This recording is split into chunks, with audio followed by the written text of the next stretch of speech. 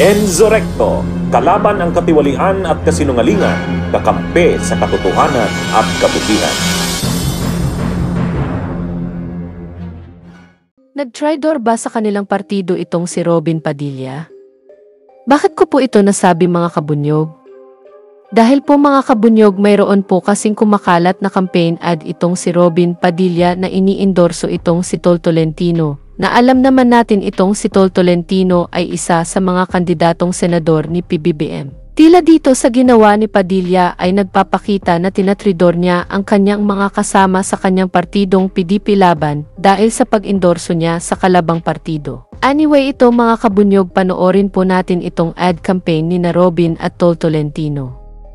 Masipag, matalino, kapagkumbaba. Talaga siyang public servant talaga siya. Number 61 sa balota, Senator Francis Tol Tolentino, ang Yan mga kabunyog, nasaksihan natin itong pag-endorso ni Padilla dito kay Tol Tolentino. Grabe, ano kaya ang masasabi nitong mga kaalyado nitong si Padilla? Hindi naman lingid sa kaalaman na magkakaibigan talaga itong sina Padilla at itong si Tol Tolentino. Pero tila pang babastos naman ito sa kanilang partido. Naturinggan pa naman siyang presidente ng PDP Laban at i-endorso mo ang iyong kalaban. Well, ano ba ang maaasahan natin dito kay Padilla? Hindi gumagamit ng common sentido. Nako, eto, ayaw ng DDS itong pinag-uusapan, pero kahit na anong pagtago nila, lutang na hindi na mapigilan si Robin Padilla. Away na sa partido ni Duterte.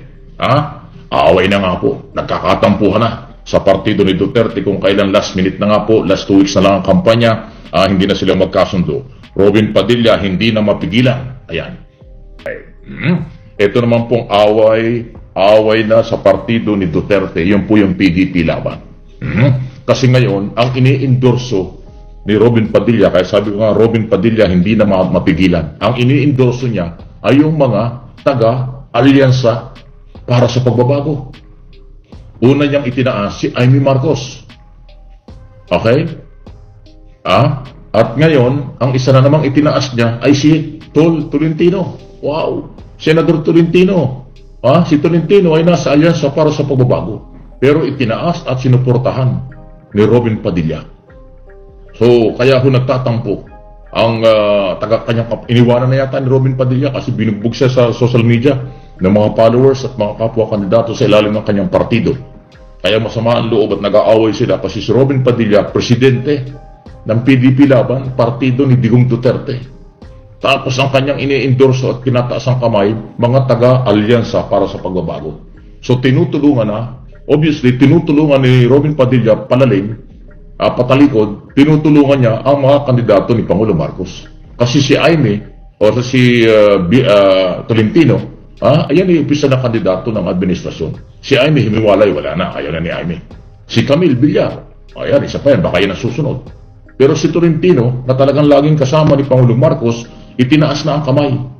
Or senador, sinuportahan ng presidente ng PDP Laban. Kaya taga-PDP Laban, talagang nag-iiyakan na sila. Kasi hirap na nga sila sa lineup at saka galaw, kulang sa pera, kulang sa manpower, kulang sa lahat yung PDP Laban. Tapos yung kailang partido, ang itinataas pa ang kamay ay galing sa kabilang bakod, galing sa administration party. Kaya nagkakagulo sila at hindi na mapigilan. Sabi ni Robin Padilla, gagawin ko kung anong gusto ko, kung ano ang nakikita ko na dapat kong tulungan. Kaya ang kanyang tinulungan ay si Amy Marcos na ayaw ng PDP Laban at ng mga Duterte supporters, DDS, at si Tolentino. Si Tolentino, by the way, pinagdududahan din ng mga taga-DDS. Ayaw na rin ng mga Duterte supporters, si Tolentino. Pero, itinaas pa ang kamay. Inendorso pa. Diba si Tolentino, yung kalahati ng polo niya, red o maroon, tapos sa parang blue. Ganon, pareha sila ng polo. Talagang itinaas pa ang ganon ng kamay. Tinaas na ganon ng kaliwa. Tinaas na ganon ng kamay ni Tolentino. Parehas pa yung damit ng dalawa. So, ayan ako yung Robin Padilla ngayon. Anong ibig sabihin nito? Iniwanan na ba niya ang kanyang obligasyon bilang presidente ng PDP Laban? Wala ba siyang tiwala sa mga Duterte candidate? Kaya ang kanyang ini-endorso at tinataas ang kamay ay yung mga membro ng alyansa para sa pagbabago ni Pangulong Marcos. So, definitely tumutulong na si Robin Padilla sa mga kandidato ni Pangulong Marcos. Ang tanong dyan, iniwanan na ba niya, inabandona na niya ang kanyang responsibilidad sa PDP Laban? Ayan, kaya yun ho ang sinasabi ko kung bakit nagkakagulo sila. Natural, yung mga alipores ng DDS, ng Duterte supporters na yan, yung mga PDP laban, hindi, yan yung mga troll, hindi yung tatanggapin ng ganitong klaseng paliwanag. Pero yung mga kandidato, ramdam na ramdam nila. Ramdam na ramdam nila itong kaguluhan sa kailang partido. Kulang na nga sila ng pera. Dahil sabi ni Robin Padilla, anong gagawin ko? Wala naman pera tayo. Paano kakampanya? Ayan. Pero ngayon, ang tinutulungan pa, ang akala naman kasi ni Robin Padilla, ang kanyang tinutulungan mga kandidato ay mananalo. Si Robin Padilla, si Amy Marcos, malabo na yan. Si Tolentino, malabo rin. Hindi nga kasama ba sa top 12 si Tolentino? Hindi eh. Yung mga tinutulungan ni Robin Padilla, mga tagilid na kandidato. Kaya hindi mo malaman kung ano. Tinataas ang kamay at tinutulungan ni Padilla, ayaw ng DDS, ayaw ng PDP laban. Okay? Ayaw na rin naman ng alyansa para sa pagbabago kay Amy at dahil umalis na nga siya. Parang si Camille Villar, ayaw na rin. Namamangka rin sa dalawang ilog yan.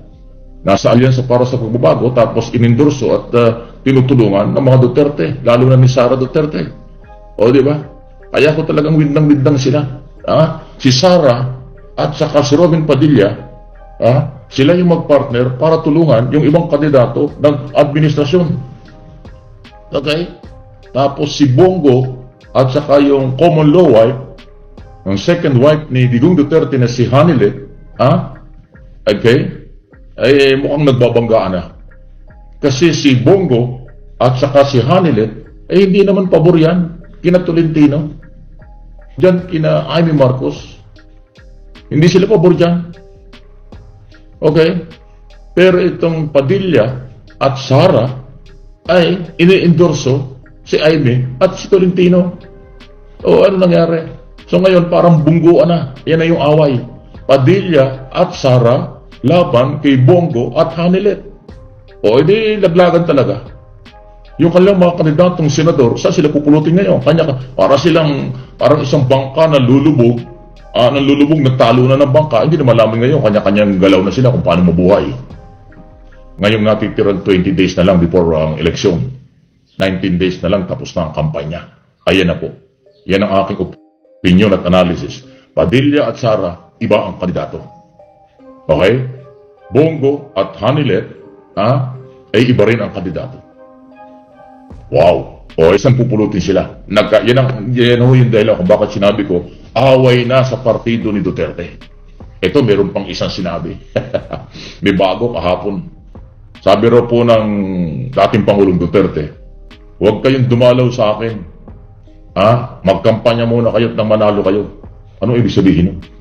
Kasi sabi po ni Senador Bongo, sabi raw ni Hanilet tsaka ni Kitty, yung anak ng asawa at anak ni Duterte, sabihin mo sa kanila, huwag akong dalawin dito. Manalo muna sila. Ba, anong ibig sabihin nun? Pag hindi sila nanalo, huwag na sila dumalaw kay Duterte. Siguro nakakarating kay Duterte yung away sa loob ng kanyang partido. Yung away dyan sa loob ng partido, malamang nakarating na kay Duterte. Kasi nga, si Bongo at si Hanilet ay iba yung kandidato. Si Padilla at Sara, iba rin. Kaya ngayon, ang sabi raw po ni Digong Duterte, nandun sa ICC, huwag niyo akong dalawin. Mangampanya at manalo muna kayo. Parang ibig sabihin niya, pag hindi kayo nanalo, huwag na kayong dumalaw. Ano po sa tingin ninyo mga kabunyog, tumiwalag na ba itong si Padilla sa partido ng PDP laban? Or ito ay may basbas ng kanyang kapartido? Kung ano po iyon, siguradong hindi matutuwa ang ibang mga DDS supporter sa ginawa nitong si Padilla. Anyway, dito na lang po ang aking topic. Mabuhay po tayo mga kabunyog. Bunyog, bunyog, halikan na kasama ka. Bunyog, kapag buklod ay may pag-asa. Luzon, Visayas, Mindanao, isa ang pananaw. Sa bagong Pilipinas ang bunyog isisigaw. Bunyog.